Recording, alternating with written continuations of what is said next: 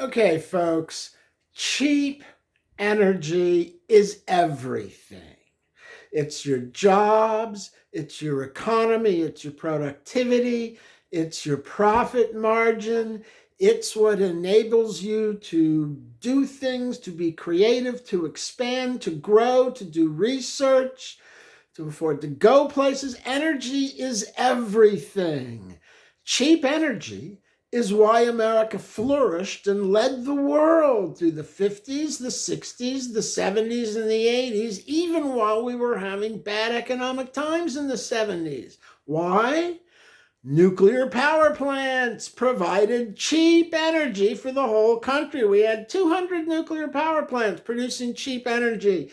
Now we have less than 100. They're shutting them down. They're turning them off. They were built for 50 years and their practical lifetimes are ending, and they're not being refurbished and kept online. So your best and cleanest and cheapest source of energy is being removed and taken offline. When you put on top of that the Democrat insane policies of shutting down carbon, coal, oil, and gas without any alternative or replacement first being put in place to provide the grid that will support whatever alternative or replacement you adopt, that's just insane. You don't shut down what you have before a replacement, a viable replacement, is available. They're just stealing cheap energy away from the American people, which will hurt jobs, will hurt economy, will hurt productivity. Energy is a cost component of every single step of the production system. It's there in the raw material production, which have to be done with heavy machinery and engines to produce the raw materials, the iron, the ore, the whatever that's being produced from nature. That's all heavy machinery. To the factory where it uses energy to produce, to the employees who use energy to get to work and get home every day, to the trucks that use energy to deliver the goods to the distribution points, to the trains that use energy to distribute the long distance shipments, to the trucks that make the last short haul 50-mile connection to the store, to the consumer. Energy is a cost component of every single step of your production and consumption and distribution systems. When you drive energy up intentionally, you drive up the cost of every product, all your food, commuting, transportation. The cost of everything goes up when energy is artificially made expensive. And of course, what that results in is everybody yelling and screaming for the government to get involved and take control and fix the energy, because the utilities, the private utilities, are screwing it up. It's not the private utilities that are screwing it up, it's Congress with these insane mandates and the green agenda being run by certain states where they're taking offline oil, petroleum, and gasoline. They're taking offline carbon and putting enough on to replace it. And if you were serious, if the Greens were serious about electrifying America and eliminating carbon, the first thing they would be advocating for is what I started with.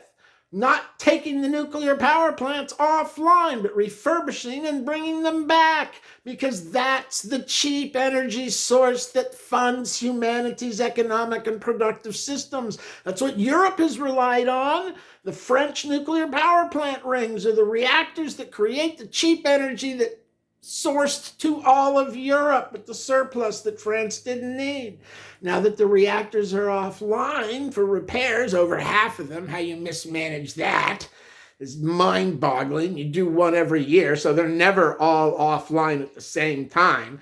But the socialists screwed it up. Half the reactors are offline in France, and energy is no longer cheap. It's unaffordable, just like it's becoming unaffordable here at the utility bills, at the stores, at the restaurants, at the factories, at the shops, at the stores. And that energy cost drives the price of everything up. The Democrats' energy policy is going to cause, well, it's already caused a recession, and it's just not admitted it's a recession. But when you look at the reality on Main Street, you've got a recession. Quite different from what's happening on Wall Street, where all the printed money showed up and is sitting in the money market accounts, $6 trillion waiting to buy in on a Dow that's already overpriced so far, it's hard to believe. But $6 trillion on the side says it's going to go far higher before some catastrophic event brings it all crashing down. Probably related to commercial real estate bankruptcies or walkaways that undercapitalize a number of banks and cause them to go under. But cheap energy is everything. You need to get back to $2 gallon gasoline, $2.50 diesel. That's the only way to bring the exorbitant inflated prices of all the goods. Monetary policy is kind of irrelevant right now. Monetary policy never brings prices back down. It just stops the inflation and prevents them from going any higher.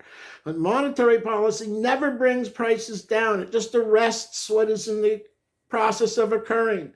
Now, reducing the cost of energy permanently on a long-term basis with a good outlook for the future instead of a bad outlook, which is what Biden did to destroy the cost on the first day in office. He shut down the leases, shut down the permits, shut down the pipeline, and that was all bad news for the futures market. It drove the price of oil to over $100 a barrel. It's already back to 86. He's drained the strategic reserve. You don't have enough oil to wage a war in China, to fuel all the ships that would be necessary to defend Taiwan, while waging war in the Ukraine with Russia, while waging war with the terrorists in Israel, Iran, the Red Sea, our southern border. Driving down the price of oil, trying to take oil away, is essentially the government moving to take over energy.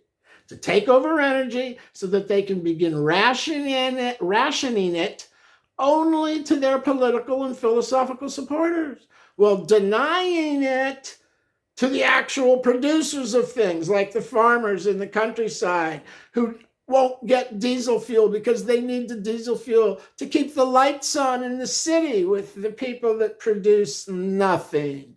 But there are 1 million people in the city who vote, and there are only 100,000 in the countryside that don't vote for the Democrats' welfare and passing out money. So the producers are denied the energy, and the people who don't know what to do with it get the lights. Because if the lights go out in the capital city, that's the end of the government. They're removed from office in the next election. And that's the history of socialism. They seize control of the utility grid, ration the energy to their supporters, deny it to their political opposition, and the lights go out in the capital city shortly thereafter. You don't believe me? Look at North Korea from a satellite picture at night.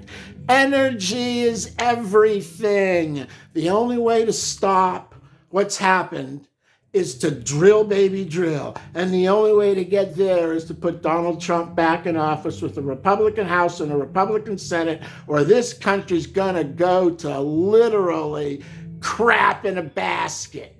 It's just gonna be destroyed by Democratic policies. Cheap energy is everything. When the government takes it away from you, they've become your enemy, not your representative or your advocate. Drill, baby, drill. Cheap energy is everything. Put those nuclear power plants back online if you want to have a prosperous future. It's the only way out.